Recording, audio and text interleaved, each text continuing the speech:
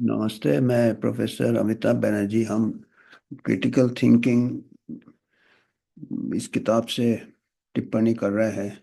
गुरशरण दास का the difficulty of being good. इन्होंने महाभारत का अध्ययन किया है और अध्ययन कुछ स्कॉलर्स के साथ मिलके किया है। एक प्रकार से उन्होंने वेकेशन लिया था ये महाभारत को समझने के लिए। और वेस्टर्न स्कॉलर्स यूएसए में, शायद शिकागो में, वहाँ पे उन्होंने एक दो साल, शायद 2 साल उन्होंने अध्ययन किया है। उसके बाद ये किताब लिखा है कि हम आज के इसके ऊपर समस्या जो है, अपना निजी समस्या या दुनिया का समस्या या वॉर। महाभारत बेसिकली वॉर, धर्म, कर्तव्य, अपने भाव, लालच, घमंड, ये सब आज भी लोग इससे ये हो जाते हैं, इनका थिंकिंग अफेक्ट हो जाता है। तो ये अभी इन्होंने, मैं कुछ इन अंक्स पढ़ता हूँ आज, जो इनके जो इंटरेक्शन हुए थे फॉरेन स्कॉलर्स के साथ, जिन्होंने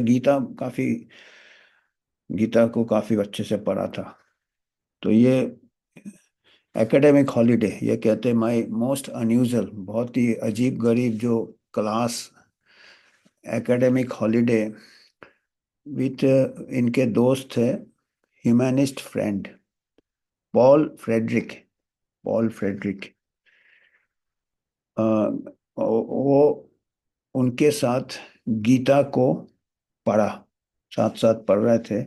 और गीता एक अंश है महाभारत का, जिसमें अर्जुन को कृष्णा काउंसलिंग करते, एक प्रकार से ज्ञान देते हैं, या उनके जो भ्रम रहता है उनके मन में, उसको युद्ध करने के लिए जब हिचकिचाते हैं अर्जुन, तो वो गीता के ऊपर पूरा एक अलग ही एक फिलोसॉफिकल टेक्स्ट बन गया है गीता।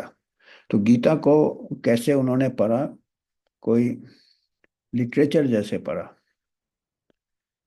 लिटरेचर एक मतलब लिटरेचर, लिखा हुआ ज्ञान, साहित्य साहित्य जैसे पढ़ा। देखिए, साहित्य जैसे आप पढ़ेंगे कोई चीज को, तो आप अपना थिंकिंग ओपन रख सकते हैं, उसको टिप्पणी कर सकते हैं, उसके ऊपर आलोचना कर सकते हैं। और आपने अगर उसको माइथोलॉजी है या साहित्य है ऐसे पढ़ा, तो आपका थिंकिंग ओपन रहता है। अगर आपने उसको कहा कि ये जो दिया है फाइनल है, वो फिर भक्ति भाव आ जाए से फिर आपका थिंकिंग बंद हो जाता है। तो वो एज अ साहित्य पढ़ा उनको। और फ्रेडरिक खुद बहुत बड़े फिलोसोफर है, और उन्होंने कुछ किताबें लिखी है, उनके नाम दिए: meaning of Aphrodite, music in Russian poetry, bastard moon, prince of Naranja, अलग अलग किताब लिखे। वो भी बहुत बड़े लेखक हैं। तो वो सोचने लगे गुरशरण दास कि ये पॉल फ्रेडरिक गीता क्यों पढ़ा रहे हैं। गीता का कोर्स चलता है वहाँ पे, फॉरेन में जहाँ गए थे, गीता के ऊपर क्लासेस चलते हैं। तो उनमें से एक इंस्ट्रक्टर थे पॉल फ्रेडरिक। तो उनको लगा कि ये कर क्या रहे हैं, पॉल फ्रेडरिक गीता में क्यों क्लास ले रहे हैं। तब उनको पता चला कि जो पॉल फ्रेडरिक थे, उनको two famous literary figures, America के दो साहित्यकार, एक साहित्यकार थे राल्फ वॉल्डो इमर्सन।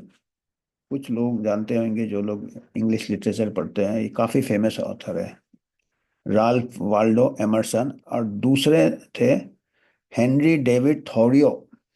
ये दोनों नाम काफी फेमस है English literature and English philosophy में। ये दोनों ने गीता का अध्ययन किया था। देखिए, जो फिलोसोफर्स होते हैं उनकी कोई बाउंड्रीज नहीं होते हैं, और तभी हम हमारा ज्ञान बढ़ता है। दूसरे कोई कल्चर, दूसरे कोई पक्ष। तो ये दो लोगों ने काफी गीता को रैल्फ एमर्सन और हेनरी थोरिया काफी पुराने ऑथर्स है, अभी नहीं, पहले के ऑथर्स है ये। इन्होंने गीता को 1840 में डिस्कवर किया था।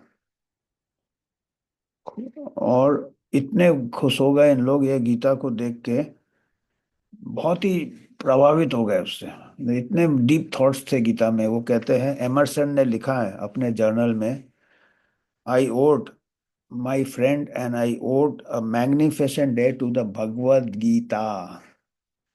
उन्होंने लिखा है कि मेरा दिन बदल गया जिस दिन मैंने गीता का आविष्कार किया।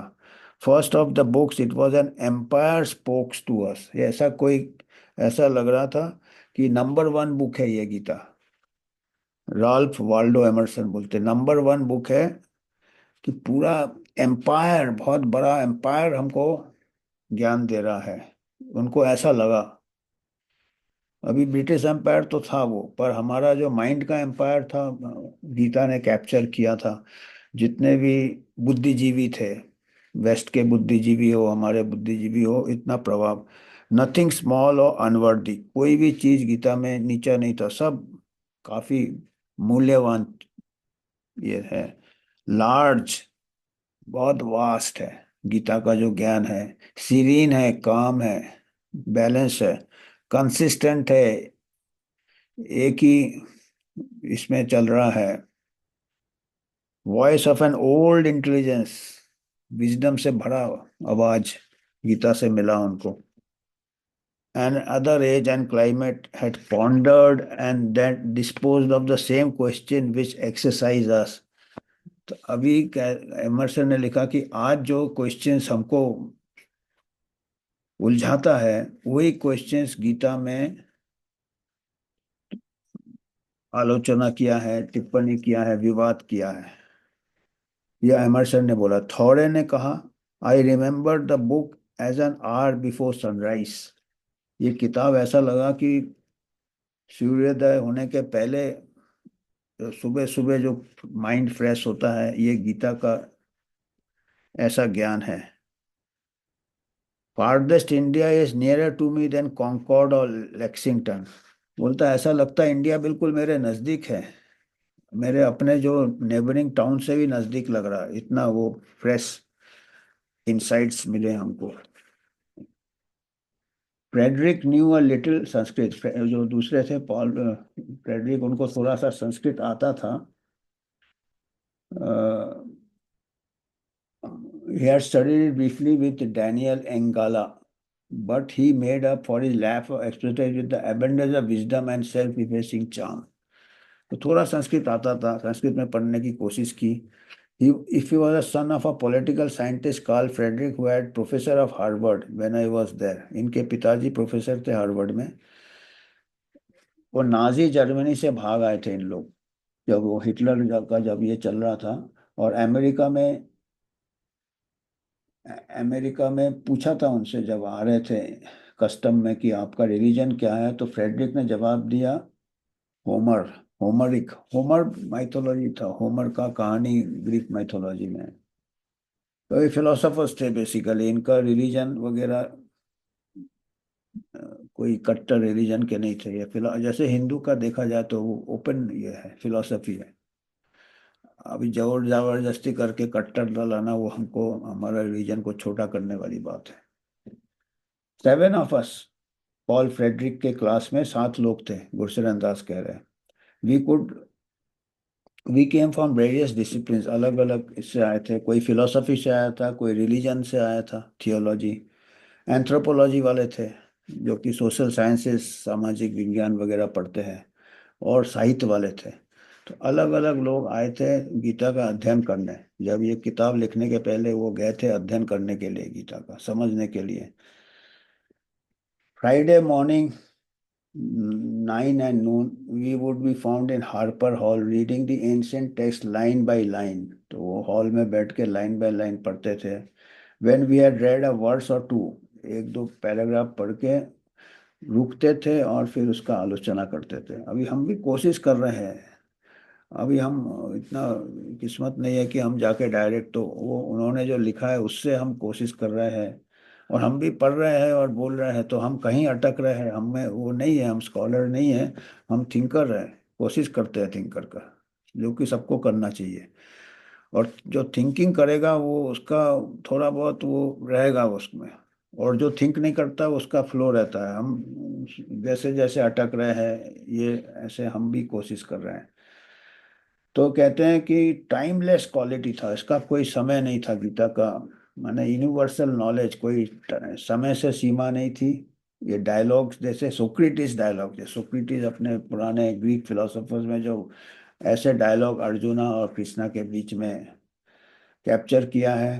ट्रूथ, गुडनेस एंड ब्यूटी, उसमें सच्चाई, गुडनेस अच्छाई, और सुंदरता, सत्यम शिवम सुंदरम। ट्रूथ, सत्यम, सत्यम शिवम, गुडनेस अच्छाई, और सुंदर, सीम अलोन टू मैटर।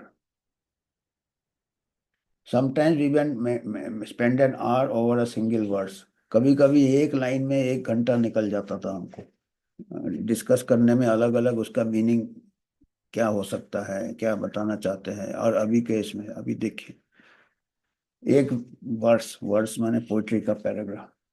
और ponderings turn to why Arjun might fight, तो घूम फिर के ये आता था कि अर्जुन को लड़ेंगे, लड़ेगा क्यों अर्जुन, क्यों लड़ेगा।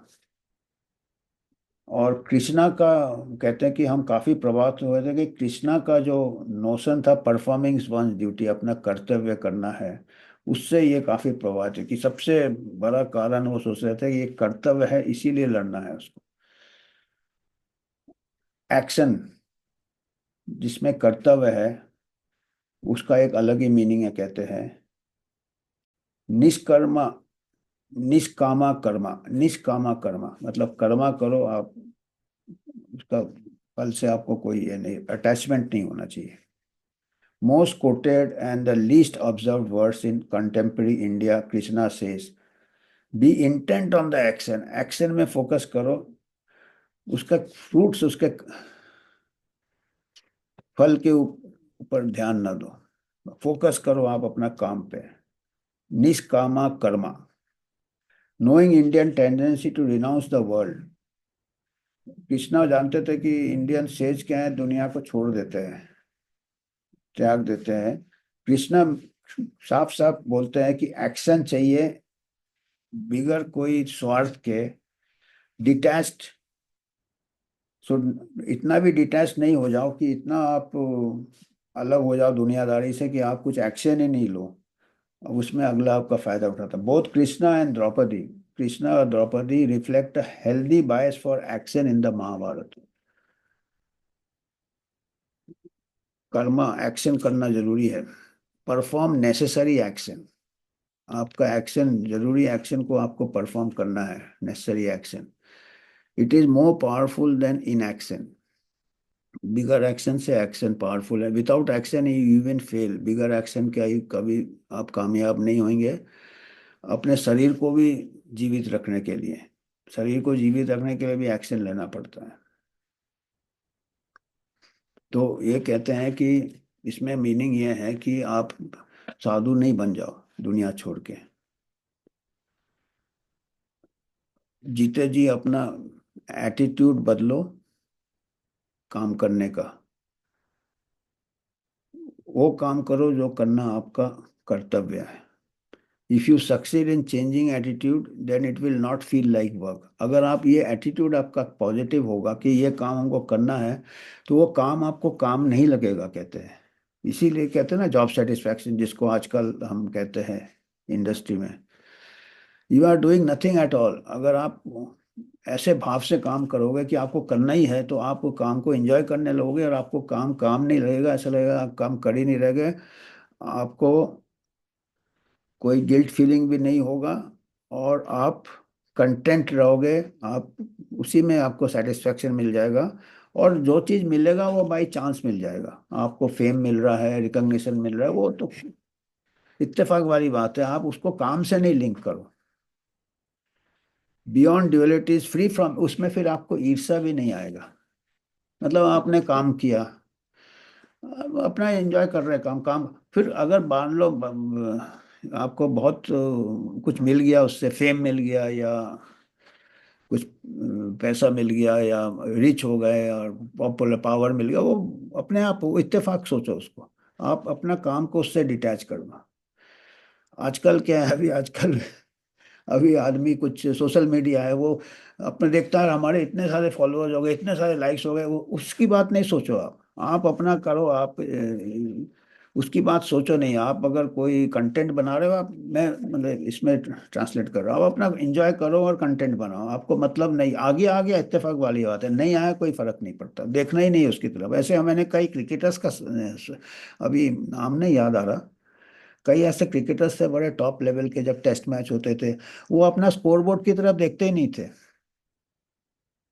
रन बनाते थे और वो नहीं देखते थे कि मैंने कितने रन बना लिए। एक दो ऐसे क्रिकेटर है, मेरे को एग्जैक्टली याद नहीं आ रहा है। एक तो डग वॉल्टर्स था, से पढ़ा था उस टाइम, बहुत पहले की बात है। आजकल तो क्या है, 20 ओवर में खत्म हो जाता है, ऐसा पता नहीं था। अगर टेस्ट मैच होते थे 5 दिन, अलग अलग ऐसे क्रिकेटर होते थे कई, मैंने दो तीन ऐसे जानता था, मैं अभी नाम याद नहीं आ रहा, कि जो स्कोर करते थे स्कोर बोर्ड नहीं देखते थे अपना कितना रन बन गया, वो अपना फोकस करते थे, हर बॉल में फोकस करना, और बहुत अच्छे। और अगर आप देखने लगोगे तो वो टेंशन, अरे मेरा 99 हो गया, 94 अभी मेरा सेंचुरी है, तो वो फिर आपका फोकस चला जाता, आउट हो जाते 90s में। तो अपना ऐसा होना चाहिए जिंदगी में भी काम। और तभी आप वो 70 घंटे 80 घंटे कर सकते, जब थकान नहीं होगा। ऐसे आम आदमी नहीं कर सकता। तो वो भाव आ जाएंगे तो वो आपको काम में गिना ही नहीं जाएगा उस चीज को आपका। जब उसको काम में गिना नहीं जाएगा तो थोड़ी काम कहेंगे आप एंजॉय कर रहे हो, काम एंजॉय करो। अब देखो ये ऐसा एटीट्यूड देखिए, हर चीज में कर सकते हैं।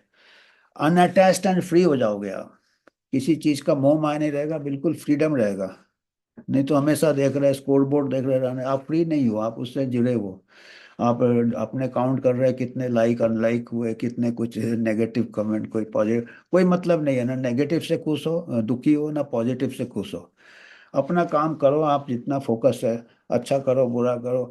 अच्छा करो मतलब बुरा किसी का नुकसान नहीं होना चाहिए, वो नैतिकता फिर आ जाता है, ट्रूथ ऑनेस्टी आ जाता है। और बुरा काम करने से आप वो नहीं मिलेगा। परफॉर्म एक्शन इन सेल्फलेस, निस्वार्थ इससे करो, निस्वार्थ। Perform action firm and discipline, अनुशासन होना चाहिए, अपना डिसिप्लिन होना चाहिए कि ये करना ही है मेरे को, ये मेरा ये। रेलिंक्विशिंग अटैचमेंट, कोई चीज का मोह माया नहीं होना चाहिए। Impartial to failure and success, ये वर्ड्स दिए सब अंग्रेजी में है, ट्रांसलेटेड है। मेरे को तो संस्कृत तो बिल्कुल ही नहीं आता समझ, अंग्रेजी में इन्होंने किया है। अंग्रेजी और हिंदी दोनों में थोड़ा थोड़ा हाथ तंग है तो। पर ये कह रहे हैं इम्पार्शियल रहिए आप, इसमें फेलियर में भी आपको दुख नहीं होना है, सक्सेस में भी खुश नहीं होना है। इम्पार्शियल टू फेलियर और success, this equanimity is called yoga. इसको कहते हैं योगा। देखिए योगा मतलब मेंटल हेल्थ का भी योगा होता है। तो ये फर्स्ट स्टेप होगा शायद मेंटल हेल्थ में, कि आप ज़्यादा इमोशन से खुश हो गया, बहुत खुश हो गए, अप डाउन, जैसे वोल्टेज फ्लक्चुएशन, फ्लक्चुएशन जैसी बात है। जैसे वो वोल्टेज फ्लक्चुएशन में आपका इक्विपमेंट खराब हो जाता, तो हो सकता है हमारे भी माइंड में जो ज़्यादा वोल्टेज फ्लक्चुएशन हो, कभी बहुत ज़्यादा खुशी, कभी बहुत ज़्यादा डाउन हो, कभी खुशी कभी गम ज़्यादा, हो सकता है हमारा भी इंस्ट्रूमेंट खराब होता होगा, ब्रेन का संतुलन खराब तो हो ही जाता है, फोकस काम का चला जाता है। जैसे हमारा टीवी फ्रिज खराब हो जाता, हाई वोल्टेज स्टेबलाइजर लगाते हैं, इनबिल्ट रहता है आजकल, तो ऐसे हमारा मानसिक वोल्टेज स्टेबलाइजर भी होना चाहिए शायद। ये मैं इंटरप्रेट कर रहा हूँ टेक्नोलॉजी से, कि जैसे कहा था कि फेलियर से भी आप जब असफल होते तो उससे भी दुखी नहीं होना, और जब सफल होते उससे भी खुश नहीं होना। और वो ये जो संतुलन है, इसको योगा कहते हैं। अभी एक और देखो योगा का पता चला मीनिंग। और अभी भी जो डेफिनेशन एक्चुअल हेल्थ का है, physical mental and social health, और स्पिरिचुअल भी ऐड हो जाता है। यही सब स्पिरिचुअली समझ लो इसको, गीता का ज्ञान जो हम कोशिश कर रहे हैं। तो mental, physical, social and spiritual health, ये चारों डायमेंशन होते हैं हेल्थ के। तो ये सबसे मेन है yoga for mental health. This discipline attitude of Karma yoga will make you less selfish, आपका स्वार्थ हटा देगा ये। आप स्वार्थी नहीं रहोगे अगर इस टाइप का रहेगा तो।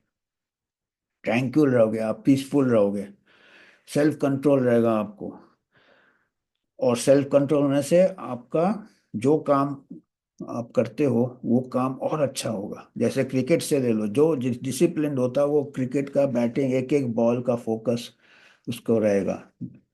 ऐसे जितने बड़े क्रिकेटर्स हैं, सुनील गावस्कर वगैरह, ये ऐसे ही बने थे बड़े, फोकस करके एक एक इसको। सो arm your self for discipline, सबसे इंपॉर्टेंट है डिसिप्लिन। और यही सबसे कमजोर आजकल है। आजकल इतना लग्जरी से सब बड़े हो रहे हैं बच्चे, सब कुछ, तो खुद को संयम नहीं कर पा रहे, डिसिप्लिन नहीं कर पा रहे। Yoga is skill in action. आप अपना काम जो करते हैं उसमें जो स्किल लगाते हैं, उसमें जो फोकस लगाते हैं, वो कहते हैं वो योगा है। अभी मैं ये कर रहा हूँ गुरशरण दास से जो ना गीता से लिया। अभी योगा के लिए एक अलग अलग स्कूल आ गए, मैट लेके जाते हैं, ऐसे ऐसे पता नहीं जो भी करते हैं, अच्छी बात है, वो फिजिकल हेल्थ कर रहे हैं। ये योगा फॉर मेंटल हेल्थ। आजकल देखिए डिसिप्लिन जा रहा है, इसीलिए हमारे जितने लाइफस्टाइल डिजीज उसी से आ रहे हैं। डिसिप्लिन नहीं है, दिन भर जो भी अच्छा चीज है, अल्ट्रा प्रोसेस फूड, हम खाना खाने के बाद भी बच्चे लोगों से ही चालू हो जाता है, ड्रिंक्स, ये वो, डिसिप्लिन नहीं है। तो योगा गया तो फिजिकल हेल्थ भी गया, कि हम मेंटल हेल्थ नहीं है, we are eating for pleasure, not for survival.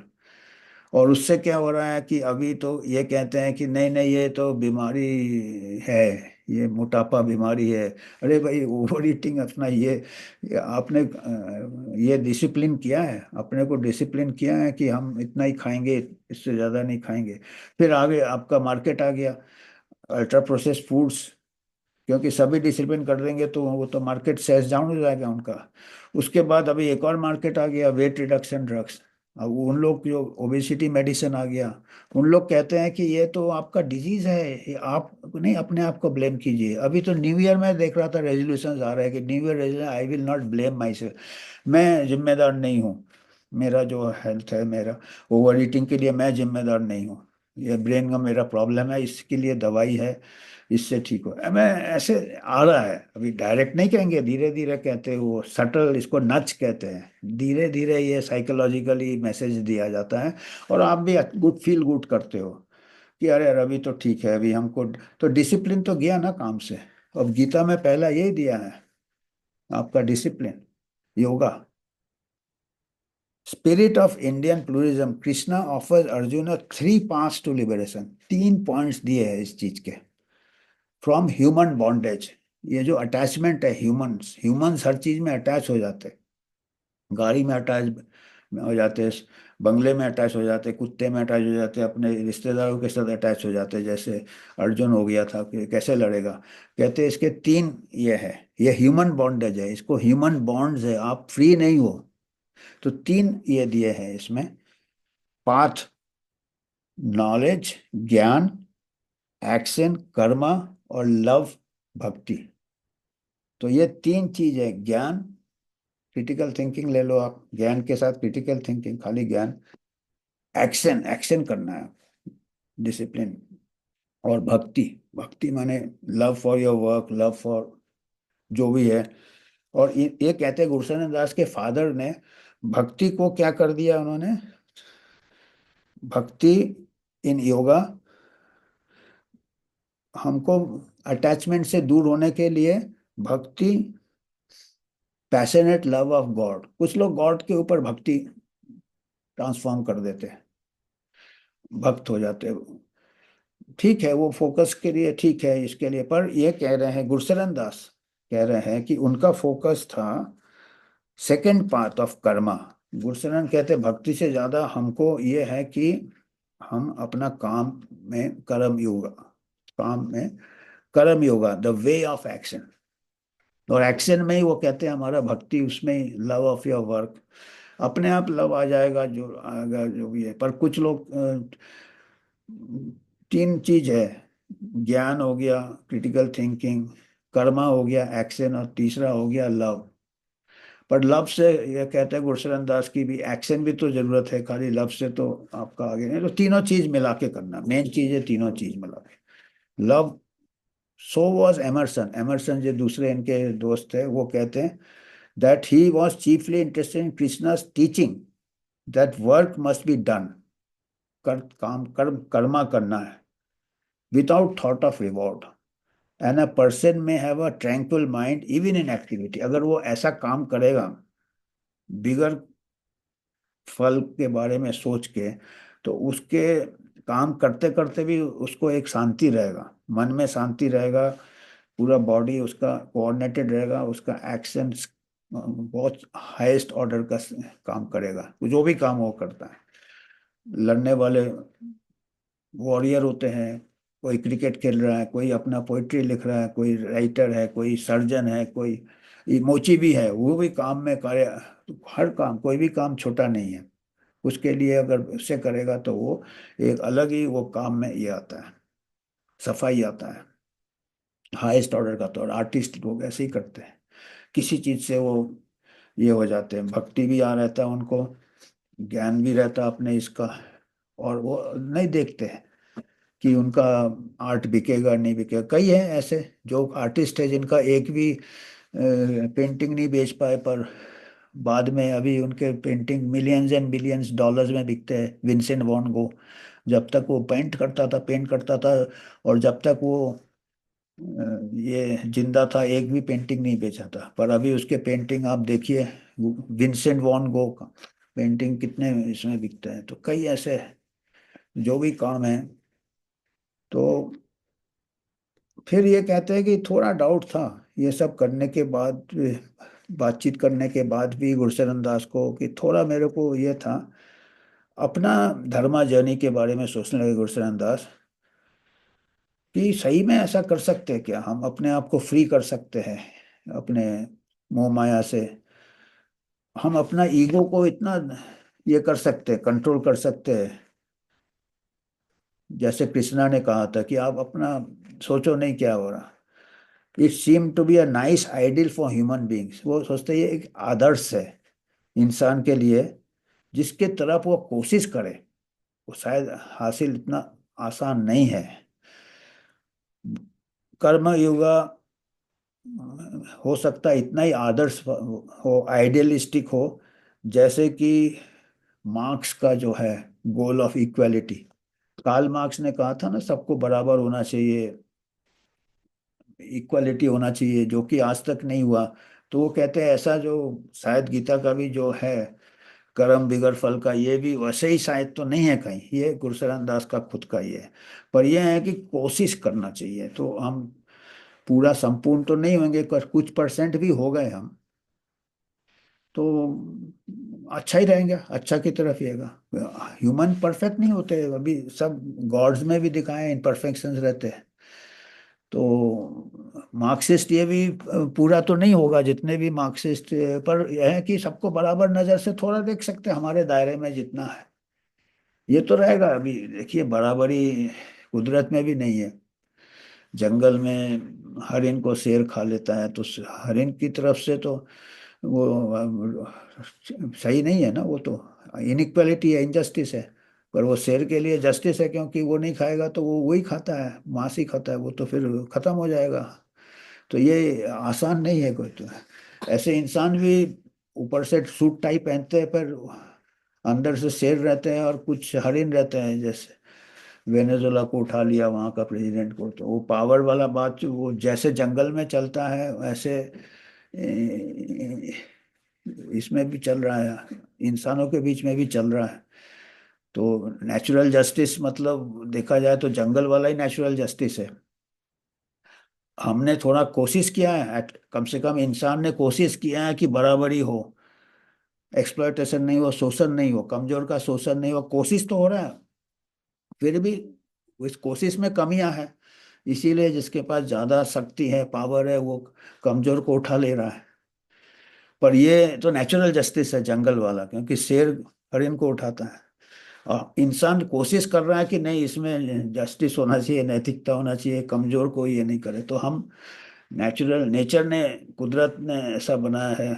भगवान भी कोशिश कर रहा है, कृष्णा तो भगवान है उसमें भी। तो ये बहुत ये क्रिटिकल थिंकिंग किया जाए तो इसका कोई अंत नहीं है। और फाइनल आंसर नहीं है। जिसको फाइनल आंसर मिल गया है वो फाइनल आंसर नहीं हो सकता। वो साइंस या क्रिटिकल थिंकिंग या ये इतना आसान नहीं है। तो आज के लिए हम यही रुकते हैं। धन्यवाद।